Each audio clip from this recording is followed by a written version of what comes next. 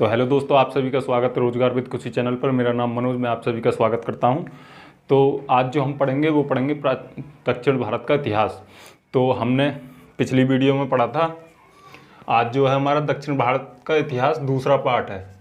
जो हमने पहला पार्ट पढ़ा था वो पढ़ा था दक्षिण भारत का, जो मौर्य काल के दौरान आया था। दक्षिण भारत में कई वंश आए थे, जैसे संगम युग के जितने भी वंश हुए उनसे महत्वपूर्ण बनने वाले पर्सन वो हमने पढ़े थे। तो आज जो हम पढ़ेंगे वो पढ़ेंगे दक्षिण भारत में भी कई वंश देखने को मिलते हैं, और हमने उत्तर भारत में भी पढ़े हैं कई वंश, जैसे मौर्य, गुप्त काल और अन्य भी पढ़े हैं। तो इन्हीं के साथ साथ दक्षिण भारत का भी एक इतिहास है, जो गुप्त काल के दौरान कई वंश दक्षिण भारत में भी चल रहे थे।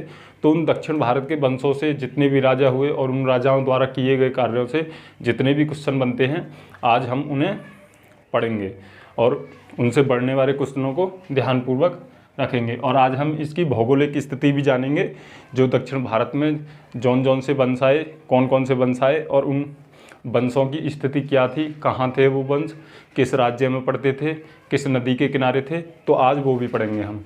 तो अगर भौगोलिक स्थिति समझ लेते हैं हम, तो हमें वो वंश याद करना बहुत आसान हो जाता है। तो चलो दोस्तों, पहले देखते हैं इन वंशों के बारे में।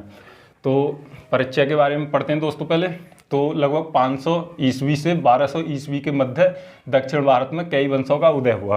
तो हमने अभी बताया है कि लगभग 500 ईस्वी से 1200 ईस्वी के मध्य कई वंशों का उदय हुआ। तो हम देखते हैं दोस्तों, लगभग सबसे पहले जो वंश आते हैं वो आते हैं पल्लव। तो हमने पढ़ा था पिछले वीडियो में कि संगम युग में जितने भी वंश आए, तो उन वंशों के पतन के बाद अगर पहला कोई वंश देखने को मिलता है तो वो मिलता है पल्लव वंश। और पल्लव वंश किस क्षेत्र में देखने को मिलता है? तो वो मिलता है कृष्णा नदी और कावेरी नदी के बीच के क्षेत्र में देखने को मिलता है, और ये तमिलनाडु के क्षेत्र में विस्तृत था।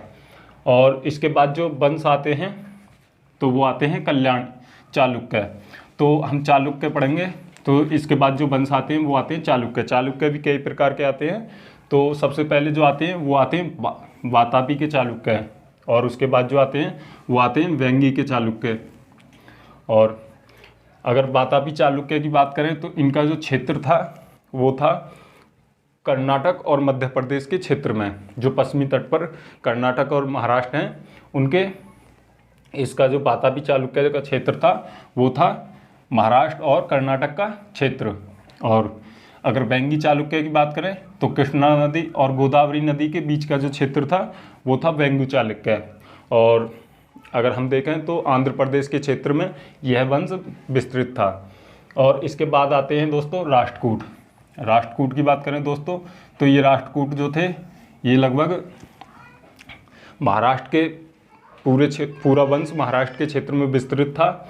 और इसके बाद आते हैं दोस्तों कल्याणी के चालुक्य वंश, और इसके अंतिम आते हैं तो वो आते हैं चोल वंश। और जो चोल वंश थे वो थे तमिलनाडु के निचले भाग कोरोमंडल के तट पर विस्तृत।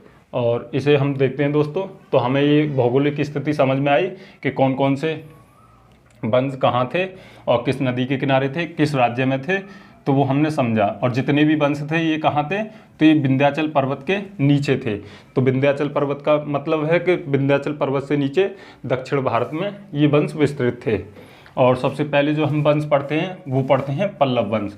अब पल्लव वंश पढ़ते हैं दोस्तों, तो पल्लव वंश पढ़ते हैं। तो पल्लव वंश, अब पल्लव वंश के संस्थापक कौन थे? तो पल्लव वंश के संस्थापक थे सिंह विष्णु। और सिंह विष्णु की बात करें दोस्तों, तो सिंह विष्णु सबसे पहले जो पल्लव वंश की स्थापना करी और इसका जो विस्तार क्षेत्र बढ़ाया, तो वो किसने बढ़ाया? तो वो सिंह विष्णु ने बढ़ाया। लेकिन अगर हम देखें पल्लव के संस्थापक के बारे में, तो पल्लव के संस्थापक के बारे में अन्य भी संस्थापक बताए जाते हैं, जैसे बप्पा देव हुए। तो बप्पा देव, कहीं कहीं बप्पा देव को भी बताया गया है, लेकिन जब क्वेश्चन पूछा जाता है तो सिंह विष्णु को ही लगाएंगे अगर बप्पा देव नहीं होते। तो इसके जो पल्लव वंश के संस्थापक थे वो थे सिंह विष्णु। और इसकी जो राजधानी थी, अब जाहिर सी बात है जो पल्लव थी वो कहाँ थी, तो वो तमिलनाडु के क्षेत्र में विस्तृत थी, और इसकी जो राजधानी थी वो कांची थी। और कांची से काफ़ी क्वेश्चन पूछे जाते हैं, तो कांची याद कर लेंगे कहाँ थी, तो वो थी कांची। और कांची कहाँ थी, तो तमिलनाडु के क्षेत्र में। अगर देखें, सिंह बसरू ने अपने साम्राज्य को विस्तार देने के लिए कावेरी नदी तक के क्षेत्र में अपना विस्तार विस्तृत किया। और कावेरी जो नदी थी वो यहाँ थी और कृष्णा नदी यहाँ थी। तो कावेरी नदी तक विस्तार करने के लिए सिंह बसरू ने बहुत प्रयास किया और विस्तार भी किया। और इसे देखते हैं, तो इसने एक मामलापुरम में एक मंदिर का निर्माण करवाया। तो उसे देखते हैं दोस्तों। तो सिंह बसरू ने अपने साम्राज्य को कावेरी नदी की सीमा तक विस्तृत किया, और इसने मामलापुरम में एक आदि वराह गुहा मंदिर का निर्माण करवाया। तो इससे भी कई क्वेश्चन बन जाते हैं दोस्तों जो सिंह बसरू से, कि आदि वराह का मंदिर किसने करवाया, तो वो किसने करवाया, तो सिंह बसरू ने। अब हम देखते हैं, तो आदि वराह किसका मंदिर था, तो वो विष्णु का मंदिर था। अब विष्णु के अवतार कितने हुए दोस्तों, अन्य अवतार हुए, तो उन्हीं में एक प्रचलित अवतार था बराह अवतार। अब बराह अवतार किसका था, वो था विष्णु का। तो हम इसे ऐसे भी याद कर सकते हैं कि आदि बराह, तो आदि में बराह और सिंह में विष्णु। तो विष्णु किसका अवतार है, जो बराह अवतार है वो किसका है, तो वो विष्णु का। तो हम इसे ऐसे भी याद कर सकते हैं कि आदि वराह गुहा मंदिर का निर्माण किसने करवाया, तो वो सिंह बसरू ने करवाया। अब इसके बाद देखते हैं दोस्तों, तो एक थे जो कृतार्जुनियम के लेखक भैरवी, जो भैरवी थे कृतार्जुनियम के लेखक, वो सिंह बसरू के दरबार में रहते थे। तो कृतार्जुनियम जो पुस्तक है उसके जो लेखक हैं भैरवी, वो किसके दरबार में रहते थे, तो वो भी सिंह बसरू के दरबार में रहते थे। तो दोस्तों इनसे इतने ही क्वेश्चन पूछे जाते हैं, तो एक बार इन्हें रिवाइज करेंगे। तो पल्लव वंश के संस्थापक कौन थे, तो सिंह बसरू, और इनकी जो राजधानी थी वो थी कांची, जो तमिलनाडु में पड़ती है। और अगर इनकी बात करें साम्राज्य की, तो इन्होंने साम्राज्य विस्तार जो किया था वो कावेरी नदी तक किया था, और इन्होंने एक मंदिर का निर्माण किया था और उसका नाम था आदि वराह मंदिर। और इनके दरबार में रहते थे भैरवी, और भैरवी किसके लेखक थे, तो कृतार्जुनियम के लेखक थे। तो दोस्तों अब आगे पढ़ते हैं। तो इनके बाद एक और शासक आए महेंद्र वर्मन। तो महेंद्र वर्मन से काफ़ी क्वेश्चन नहीं पूछे जाते, तो महेंद्र वर्मन आए। तो अब उनके बाद देखते हैं दोस्तों, तो जो सबसे प्रतापी शासक आए वो आए नरसिंह वर्मन प्रथम। अब नरसिंह वर्मन प्रथम से काफ़ी क्वेश्चन पूछे जाते हैं, तो वो भी पढ़ लेते हैं दोस्तों। तो जो नरसिंह वर्मन प्रथम थे वो इस वंश के सर्वाधिक शक्तिशाली शासक थे, जो सर्वाधिक शक्तिशाली शासक थे। और इन्होंने क्या किया, तो इन्होंने जो बातावी राज्य था उस पर आक्रमण किया, और बातापी को जीता, और बातापी कौंड की उपाधि धारण की। अगर इसे देखें दोस्तों, तो इससे भी दो क्वेश्चन बनते हैं। दो प्रकार की वो थी कि पहले बातापी हमला करते थे पल्लवों पर, और फिर पल्लव हमला करते थे बातापियों पर। तो इनमें एक युद्ध की स्थिति बनी रहती थी। तो हम देखते हैं दोस्तों, तो युद्ध के भी दो कारण हो सकते हैं या अन्य भी कारण हो सकते हैं। तो पहला जो कारण है वो है कि जो साम्राज्य विस्तार का, तो जितने भी राज्य हुए सब साम्राज्य विस्तार के लिए लड़े। तो अगर अन्य भी कारण देखें तो एक तो धार्मिक विस्तार।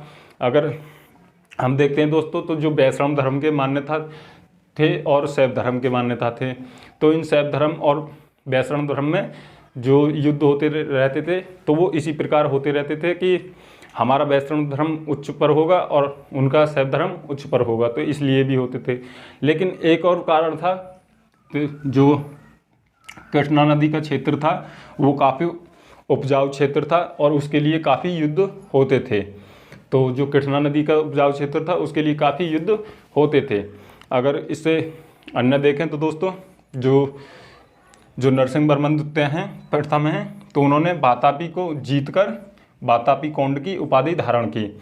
और इनसे एक और क्वेश्चन बनता है महाबलीपुरम का मंदिर, महाबलीपुरम का रथ मंदिर। तो महाबलीपुरम का रथ मंदिर का निर्माण किसने करवाया, तो वो करवाया नरसिंह वर्मन प्रथम ने। और महाबलीपुरम के रथ मंदिर को एकास मंदिर या रत्यागौड़ा के नाम से भी जानते हैं। तो इसका महाबलीपुरम का रथ मंदिर किसने बनवाया? तो वो नरसिंहवर्मन प्रथम ने बनवाया। और इनसे एक और क्वेश्चन आता है कि इसी के समय जो हुएनसांग थे वो कांची आए थे। तो हमने पिछले वीडियो में पढ़ा था हर्षवर्धन के में, तो जो हुएनसांग थे चीनी यात्री, तो वो हर्षवर्धन के शासनकाल में भारत आते हैं, लेकिन इनके शासनकाल में नरसिंहवर्मन प्रथम के शासनकाल में वो दक्षिण भारत के कांची में आते हैं। तो इनसे भी एक क्वेश्चन बनता है कि दक्षिण भारत में कांची में किस शासक के दौरान हुएनसांग भारत आए थे? तो दक्षिण भारत आए थे, तो वो किसके समय आए थे? तो वो नरसिंहवर्मन प्रथम के दौरान आए थे। और इसके अलावा देखें दोस्तों, तो फिर जो हुए वो हुए दूसरे नंबर के नरसिंहवर्मन द्वितीय। तो दोस्तों अन्य वंश से लगभग बहुत वंश आए और बहुत ही राजा आए, लेकिन सब राजाओं के बारे में पढ़ना एक मुश्किल हो जाता है। तो उन राजाओं के बारे में पढ़ें जिनसे क्वेश्चन अधिक से अधिक पूछे जाते हैं। तो मैंने जो वीडियो बनाने का प्रयास करता हूं, तो मैं उनमें यही रखता हूं कि जो जिनसे ज़्यादा प्रश्न पूछे जाते हैं, तो मैं उन्हीं राजाओं के बारे में डिस्कशन करता हूं। तो दोस्तों अगर अलग राजाओं के बारे में डिस्कशन करते हैं जिनसे क्वेश्चन नहीं पूछे जाते, तो आप समय की बर्बादी करते हैं। तो उन्हीं राजाओं के बारे में प्रश्न को डिस्कशन करें जिनसे क्वेश्चन पूछे जाते हैं। तो चलिए दोस्तों, आप देखते हैं नरसिंहवर्मन द्वितीय। तो जो नरसिंहवर्मन द्वितीय थे, उन्होंने कांची में कैलाश मंदिर का निर्माण करवाया, और जिसे राज सिद्धेश्वर मंदिर के नाम से जाना जाता है।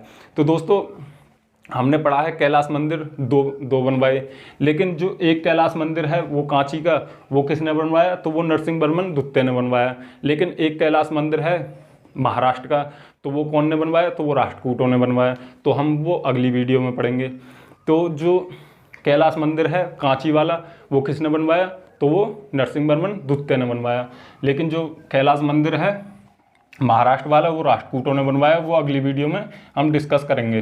तो जो कैलाश मंदिर है वो कांची वाला, उसको राज सिद्धेश्वर के नाम से भी जाना जाता है। इसी मंदिर में द्रविड़ स्थापत्य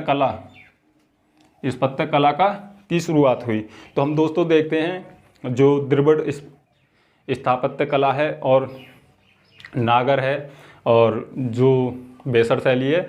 तो हम 3 शैलियों में मंदिर को देखते हैं। जो ये शैली हुई, जैसे हम दोस्तों देखते हैं, एक हुई नागर, और दूसरी हुई बेसर, और तीसरी हुई द्रविड़। तो इन 3 शैलियों में ही हम जो इन शैलियों का जो मुख्य कारण है वो किस कारण से आती हैं? तो स्थापत्य कला और मंदिर निर्माण में जो शैलियों का प्रयोग किया जाता है, तो वो इन 3 प्रकार की शैलियों का प्रयोग किया जाता है। तो इनकी भौगोलिक स्थिति समझें, तो जो नागर शैली है उसके जो मंदिर बनाए जाते हैं, तो वो उत्तर भारत में बनाए जाते हैं। और जो द्रविड़ कला है या द्रविड़ शैली है, तो उसके जो प्रकार के मंदिर हैं वो कहाँ बनाए जाते हैं? तो वो दक्षिण भारत में बनाए जाते हैं। अगर बेसर की बात करें दोस्तों, तो बेसर के जो मंदिर हैं वो कहाँ बनाए जाते हैं? तो वो मध्य भारत में बनाए जाते हैं, मतलब दोनों बीच में बनाए जाते हैं। तो बेसर शैली का प्रयोग कहाँ किया जाता है? तो बीच में। तो जो दोनों से मिक्स बनती है। तो जो द्रविड़ स्थापत्य कला है उसकी शुरुआत कहाँ से होती है? तो उसकी शुरुआत होती है कैलाश मंदिर से। और इसके बाद देखें दोस्तों, तो 10 कुमार चरित के लेखक जो दंडी थे, इसके दरबार में रहते थे। तो हमने अभी पढ़ा है दोस्तों, जैसे कृतार्जुनियम के लेखक भैरवी सिंह विष्णु के दरबार में रहते थे, तो ऐसे ही 10 कुमार चरित के लेखक दंडी किसके दरबार में रहते थे? तो वो नरसिंहवर्मन द्वितीय के दरबार में रहते थे। और इनसे इतने ही क्वेश्चन बनते हैं। तो दोस्तों नरसिंहवर्मन द्वितीय को एक बार और देख लेंगे। तो इन्होंने कांची में एक कैलाश मंदिर बनवाया जिसे राज सिद्धेश्वर के नाम से जाना जाता है, और यहीं से द्रविड़ कला की शुरुआत हुई। और जो 10 कुमार चरित के लेखक हैं दंडी, वो किसके दरबार में रहते हैं? तो वो नरसिंहवर्मन द्वितीय के दरबार में रहते हैं। तो अब जो दोस्तों बात करेंगे हम, वो करेंगे वातापी चालुक्य की। तो वातापी चालुक्य हमने अभी पढ़ा था दोस्तों। जो नरसिंहवर्मन द्वितीय थे, प्रथम थे, उन्होंने वातापी पर जीत हासिल की, और वातापी पर जीत हासिल कर कर उन्होंने अपना साम्राज्य बनाया। तो अब पढ़ेंगे दोस्तों वातापी के चालुक्य वंश। अब वातापी के चालुक्य वंश के बारे में पढ़ लेते हैं दोस्तों। तो इसके जो संस्थापक हैं वो कौन हैं, तो वो हैं जयसिंह। और कहीं कहीं किन्हीं अन्य अन्य बुकों में भी अलग अलग दे रखा है, तो पुलकेशिन फर्स्ट भी हैं। इसके जो संस्थापक हैं पुलकेशिन प्रथम को भी माना जाता है। तो ज़्यादातर जो संस्थापक मानते हैं वो कौन हैं, तो वो हैं जयसिंह। और इनकी जो राजधानी थी वो थी बादामी या वातापी, वातापी या बादामी। तो इनकी राजधानी थी वातापी या बादामी। इनसे ज़्यादा क्वेश्चन नहीं बनते, लेकिन अगर इनसे प्रमुख शासक के बारे में पूछे तो पुलकेशिन फर्स्ट से कोई ज़्यादा क्वेश्चन नहीं बनते, लेकिन जो पुलकेशिन द्वितीय हैं उनसे क्वेश्चन बनते हैं, तो उन्हें ही डिस्कशन करेंगे। तो पुलकेशिन द्वितीय, तो पुलकेशिन द्वितीय के बारे में पढ़ लेते हैं दोस्तों। तो इस वंश जो वातापी के चालुक्य वंश हैं, अगर इस वंश की बात करें दोस्तों, तो इस वंश के जो सबसे प्रतापी शासक थे तो वो कौन थे, तो वो थे पुलकेशिन द्वितीय। अगर पुलकेशिन द्वितीय की बात करें दोस्तों, तो इस वंश के सबसे प्रतापी शासक थे। और इस संबंध में अगर जानकारी देखें तो दोस्तों कहाँ से मिलती है, तो ये मिलती है ऐहोल अभिलेख से। तो ऐहोल अभिलेख का वर्णन हमने हर्षवर्धन के वीडियो में भी किया है। जो चैप्टर हमारा जो हर्षवर्धन पर चैप्टर आया था, तो हमने उसमें भी डिस्कस किया है कि ऐहोल अभिलेख का जो हम पढ़ते हैं, जो हर्षवर्धन थे तो वो आते हैं उत्तर भारत से। तो नर्मदा नदी पर एक युद्ध होता है, किसके मध्य, पुलकेशिन के और हर्षवर्धन के मध्य युद्ध होता है। और उस युद्ध में हर्षवर्धन की पराजय हो जाती है और पुलकेशिन विजय हो जाते हैं। तो इसकी जो जानकारी मिलती है वो कहाँ से मिलती है, तो ऐहोल अभिलेख से। और ऐहोल अभिलेख किसका है, तो वो है रविकीर्ति का। तो इस संबंध में जो जानकारी मिलती है वो कहाँ से मिलती है, ऐहोल अभिलेख से। और ऐहोल अभिलेख किसका है, तो वो है रविकीर्ति का, संस्कृत भाषा में लिखित रचना है। और अगर पुलकेशिन की बात करें तो पुलकेशिन द्वितीय ने हर्षवर्धन को पराजित किया था। तो हमने अभी बताया दोस्तों, तो जो हर्षवर्धन थे वो और पुलकेशिन थे, उनका जो युद्ध हुआ था वो नर्मदा नदी के तट पर हुआ था, जिसमें हर्षवर्धन की पराजय हुई थी। और अगर इसकी बात करें पुलकेशिन की, तो नरसिंह वर्मन ने पुलकेशिन द्वितीय को पराजित किया। तो हमने अभी पढ़ा था जो नरसिंह वर्मन थे उनका जो वातापी को जीत हासिल की थी, और उसमें क्या हुआ था कि वातापी कौन की उन्होंने उपाधि धारण की थी। तो वो नरसिंह वर्मन ने पुलकेशिन द्वितीय को पराजित किया था, और इसी उपलक्ष्य में उन्होंने वातापी कौन की धारण की थी। और फिर देखते हैं दोस्तों, पुलकेशिन द्वितीय के समय वेंगी चालुक्य की स्थापना हुई। तो हम देखते हैं दोस्तों, तो पुलकेशिन द्वितीय के समय वेंगी चालुक्य की स्थापना हुई। जो पुलकेशिन द्वितीय थे तो वो इस वंश साम्राज्य में स्थापित थे, लेकिन उन्होंने वेंगी चालुक्य की स्थापना करी। क्यों, क्योंकि उन्होंने यहाँ आक्रमण किया और यहाँ के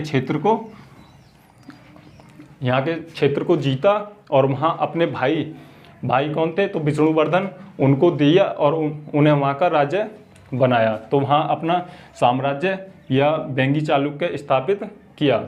और इसके जो अंतिम शासक थे वो कौन थे, तो इसके अंतिम शासक थे कीर्तिवर्मन द्वितीय। तो कीर्तिवर्मन द्वितीय, तो इसके बाद पढ़ेंगे दोस्तों, कीर्तिवर्मन द्वितीय को राष्ट्रकूट शासक हरा देते हैं और हराकर एक राष्ट्रकूट वंश की स्थापना करते हैं। तो वो अगले वीडियो में, नेक्स्ट वीडियो में पढ़ेंगे। तो हम जो नेक्स्ट वीडियो में पढ़ेंगे तो वो पढ़ेंगे राष्ट्रकूट और कल्याणी के चालुक्य और चोल। तो इन तीन वंशों को हम अगले नेक्स्ट वीडियो में पढ़ेंगे। तो आज जो हमारा डिस्कशन है वो किसके ऊपर है, तो वो है पल्लव वंश और वातापी के चालुक्य और वेंगी के चालुक्य वंश के ऊपर आज डिस्कशन है। तो इनसे जो महत्वपूर्ण क्वेश्चन बनते हैं तो आज हम उन्हें पढ़ेंगे। तो फिर आते हैं दोस्तों वेंगी के चालुक्य वंश। तो हमने अभी पढ़ा है वेंगी के चालुक्य वंश। तो इसके संस्थापक कौन थे, तो इसके संस्थापक थे विष्णुवर्धन। तो विष्णुवर्धन कौन थे, तो वो थे पुलकेशिन द्वितीय के भाई, और जिन्हें वो राज्य उसमें देते हैं दान में। तो वो क्या करते हैं, फिर वो उस साम्राज्य का विस्तार करते हैं। तो इसकी जो राजधानी थी वो क्या थी, तो वेंगी। तो जो गोदावरी और कृष्णा नदी के बीच का जो क्षेत्र था वो था वेंगी चालुक्य, और इनकी जो राजधानी थी वो भी थी वेंगी। और अगर देखें तो ये कहाँ पड़ता है, तो ये आंध्र प्रदेश के क्षेत्र में पड़ता है। और इनका जो क्षेत्र था वो था कृष्णा और गोदावरी के मध्य का भाग था। तो इसके आगे जो हमारी वीडियो आएगी वो राष्ट्रकूट और कल्याणी के चालुक्य और चोल वंश के ऊपर आएगी। तो दोस्तों, आपको अगर ये वीडियो समझ में आई हो तो आप अपनी किताब से ऑब्जेक्ट की बुक बनाएं और काफ़ी अच्छा समझ में आएगा। तो आप इस वीडियो को लाइक करें, शेयर करें, सब्सक्राइब करें और अपने दोस्तों को शेयर भी करें। थैंक यू दोस्तों।